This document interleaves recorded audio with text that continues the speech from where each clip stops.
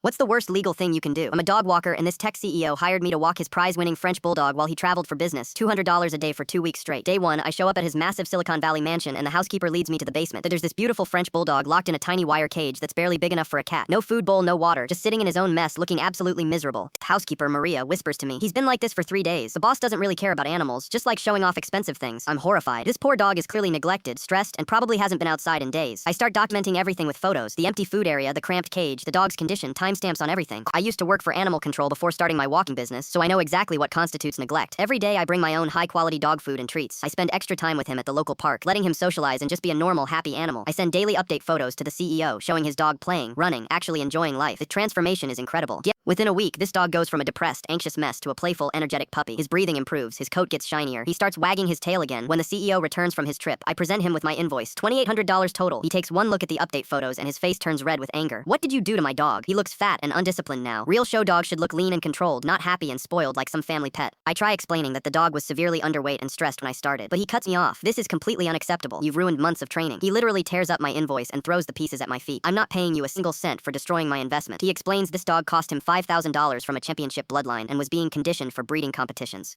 Apparently, keeping dogs slightly underweight and isolated makes them more focused and obedient. "Sue me if you want," he says with this smug smile. "You'll spend more on lawyers than you'll ever collect. I have a team of attorneys on retainer, and you're just some nobody dog walker." Here's what this brilliant tech genius didn't know. All those photos I took weren't just cute update pictures. They were carefully documented evidence of animal neglect, complete with timestamps and detailed notes about the dog's condition. The next morning, I filed a detailed report with Animal Services, including all my photographic evidence, Maria's witness statement, and the CEO's own admission about his conditioning methods. They showed up for a surprise inspection the very next day while he was in an important board meeting. His prized $5,000 dog got seized immediately. The investigation uncovered months of systematic neglect and multiple violations of animal welfare statutes. The fine started small but added up fast. 8 separate violations plus aggravated neglect charges brought the total to over $15,000 in fines alone. Then the local news picked up the story. Tech CEO investigated for animal abuse, made headlines across social media. His company's stock price dropped 12% in 2 days when investors realized their CEO was trending for all the wrong reasons. His board of directors was not happy. Turns out major investors really don't like CEOs who abuse defenseless animals. It reflects poorly on corporate values and social responsibility. The legal fees kept mounting. He hired 3 different law firms to fight the charges, but the evidence was overwhelming. Every photo I took, every timestamp, Maria's testimony, even his own words about conditioning methods. It was all admissible and damning. 6 months later, he was banned from owning pets for 5 years, ordered to complete 200 hours of community service at animal shelters, and hit with additional civil penalties that brought his total costs to over $400,000. His lean and disciplined approach to pet ownership ended up costing him nearly $500,000 in legal fees, fines, lost stock value, and damaged reputation. The best part, that beautiful French bulldog found a loving home with a family who actually wanted a pet, not a trophy. They send me photos sometimes. He's healthy, happy, and living his best life with kids who spoil him rotten.